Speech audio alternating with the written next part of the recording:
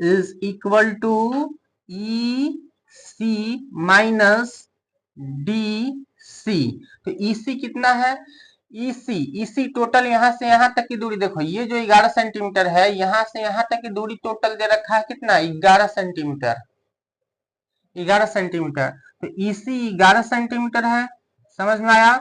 Minus DC कितना है, DC यहाँ पे देखो 6 सेंटीमीटर, तो ये भी 6 सेंटीमीटर होगा, 6 सेंटीमीटर का हो गया। तो 6 में से 6 5 11, 5 सेंटीमीटर हुआ। तो डीसी हमें डीई पता चल गया कितना, 5 सेंटीमीटर। तो हमें एई पता करना होगा। एई कैसे पता करेंगे, पाइथागोरस प्रमेय से, ठीक है। त्रिभुज ए डी ई, पाइथागोरस प्रमेय क्यों, क्योंकि जब यहाँ पे हम मिलाएंगे तो ये यहाँ पे 90 डिग्री का कोण बनेगा। तो राइट एंगल ट्रायंगल हो गया कि नहीं हो गया, देखो राइट एंगल एक 90 डिग्री का कोण, और ये कर्ण का काम करेगा, ये आधार का काम करेगा, और ये लंब का काम करेगा, ठीक है। तो एडीई में पाइथागोरस प्रमेय से, पाइथागोरस, ठीक है, प्रमेय से, पाइथागोरस प्रमेय से लिख लोगे।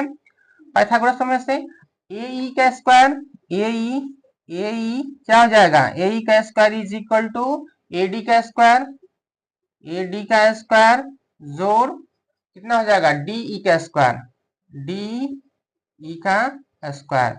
अब देखो ए डी कितना है, ए डी 12 है, तो 12 का स्क्वायर, प्लस डी कितना है, 5 का स्क्वायर हो जाए, 5 है तो 5 का स्क्वायर, समझ में आया।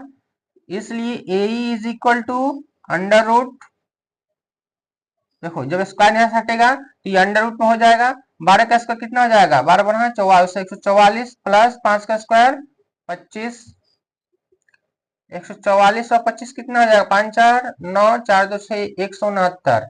इसका वर्गमूल कितना हो जाएगा, प्लस माइनस 13। देखो जब भी वर्गमूल निकालोगे जो अंडर रूट में होगा, उसका आंसर हमेशा प्लस और माइनस में आएगा, एक प्लस में आएगा एक माइनस में आएगा, ठीक है। तो ए का मान आया है, जो दोनों सिरों के बीच की दूरी है वो कितना होगा, या तो 13 सेंटीमीटर का होगा, नहीं तो माइनस 13 सेंटीमीटर का होगा। समझ में आया, समझ में आया। तो ये आपका आंसर है। तो सिरों के बीच की दूरी माइनस में नहीं लेंगे, हम क्या लेंगे, प्लस में लेंगे। तो यही की जो बीच की दूरी हो जाएगा कितना हो जाएगा, 13 सेंटीमीटर, 13 सेंटीमीटर। समझ में आया, सबको समझ में आ गया, आया कि नहीं आया, सबको समझ में आ गया।